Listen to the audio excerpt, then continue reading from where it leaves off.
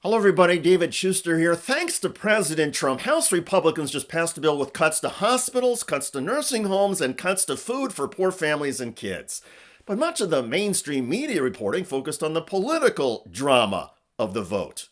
It was a nail biter. I mean, quite literally, I was biting my nails watching this in the House chamber. At one point, Republican leaders pulled the vote, started to send everybody home, then called them back and were literally twisting arms on the House floor up until the last minute. In the end, without much attention to the details, even by Republican lawmakers, the budget blueprint passed. Vote, the ayes are 217, the nays are 215. Majority voting in the affirmative, the concurrent resolution is adopted. The House passing a multi-trillion-dollar budget blueprint last night. And while this is a big step for President Trump's agenda, there are still plenty of challenges ahead. One of the biggest challenges as this goes to the U.S. Senate is that the Republican proposal would cut $2 trillion in government funding for programs including Medicaid, Medicare, and food subsidies. Let's start with the Medicaid. Keep in mind that 20% of the U.S. population is on Medicaid. Any cuts would primarily affect people living in rural areas and living below the poverty line. Quote, according to the Kaiser Family Foundation, 37% of Medicare spending and 32% of Medicaid spending in 2023 was for hospital care. Reducing that number for Medicaid spending could affect staffing and the services being offered at hospitals, decreasing both the quality of care and health care coverage for those working in hospitals and nursing homes. With hospital closings already outpacing hospital openings, the reductions in funding could have far-reaching consequences on hospitals with low funding or in areas that serve fewer patients. Here's Democrat Ro Khanna on CNBC. This is going to mean is $2 trillion of cuts in Medicaid. What does that mean practically? It means many states will no longer be able to offer Medicaid insurance to a number of individuals. It will mean the closure of hospitals. By the way, Donald Trump won voters under 100,000. So a lot of the people who are going to be most impacted by these Medicaid cuts are his voters. And they also have cuts to food stamps, all to fund tax breaks for very, very wealthy individuals. Look, we don't have the votes to stop this. They can, through reconciliation, get this through the Senate and the House. And then it's for the American people to see whether they really want these drastic cuts. Already, though, the public is saying no. Hill headline, 71% of Trump voters oppose Medicaid cuts poll. The poll from Hart Research also found that 60% of Trump voters call cutting food programs unacceptable. 49% of Trump voters think rich people don't pay enough taxes. 56% of Trump voters think big corporations don't pay enough taxes. 67% of Trump voters oppose cutting taxes for rich people. But a lot of rich people and their lapdogs in the corporate financial media want the cuts. And so you get exchanges like this with CNBC Trump cheerleader Joe Kernan attacking Democrats for focusing on the tax cuts for billionaires. Just continuously say that it's billionaires that are benefiting is totally false. It's totally disingenuous. And you're also conflating corporations with the wealthy. Just the tax cuts themselves benefited everyone across the board. If some people pay more taxes and their marginal rate goes down and they're wealthy, it's true that the actual benefit is a bigger number, but everyone benefited and 91% of people will get a tax hike. Joe, first of all, I didn't say it just is going to benefit billionaires, but it disproportionately last time benefited those in the top 1%, as you acknowledged. That's who pays the taxes, Ro. But that's who pays. Of course, they're going to save more if you lower the marginal rate because they're paying so much more.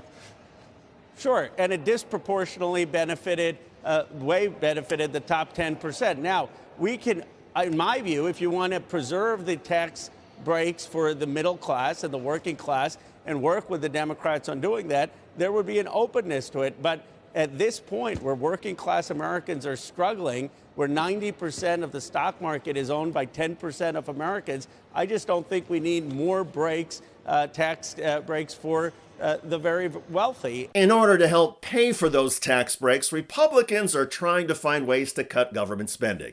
So Elon Musk and his team of 20-somethings on his government efficiency team have been scouring federal agencies and budgets. They have recommended the dismissal of nearly 200,000 federal workers. Musk defenders in Congress, including Marjorie Taylor Greene of Georgia, are now denigrating federal employees and calling their work worthless. Those are not real jobs producing federal revenue. Federal employees do not deserve their jobs. Federal employees do not deserve their paychecks. Federal employees do not deserve their paychecks? Does somebody want to tell Greene?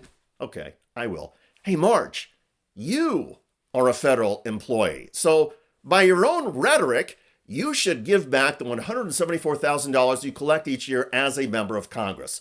Oh, and please give back the money paid to your staff.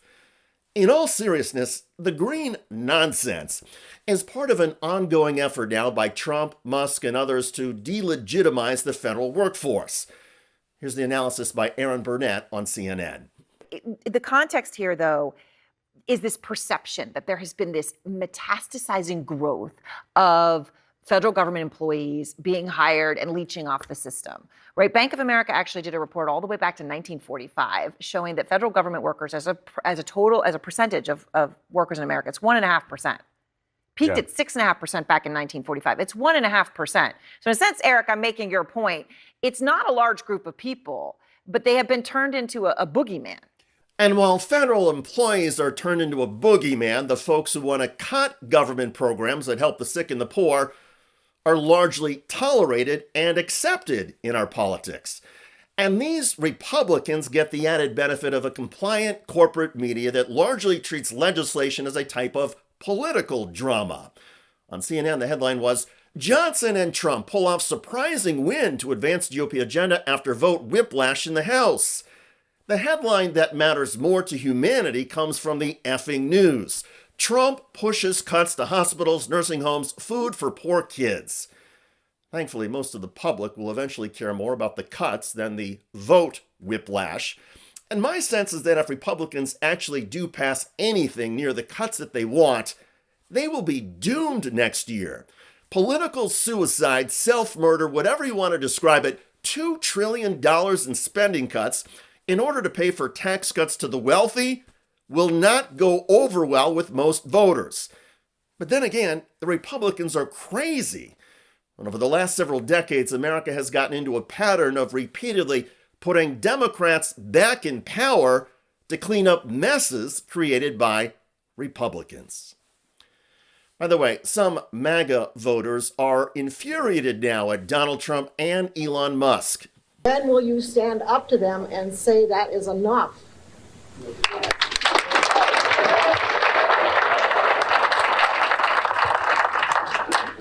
The end result of the fraud and abuse that has been discovered already.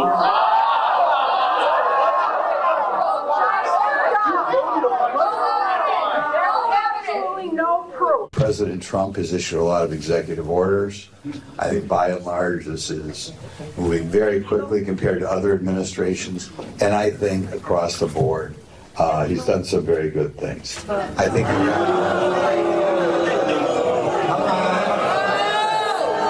check out that video at the link below. It generated a lot of comments on YouTube. One of the most popular is from Will Kenner, wrote, "How any serviceman, servicewoman, or veteran can support the current administration is beyond me." I hear you. I look forward to reading your comments about the House GOP voting for self-destruction. I'm David Shuster. Thanks for joining us.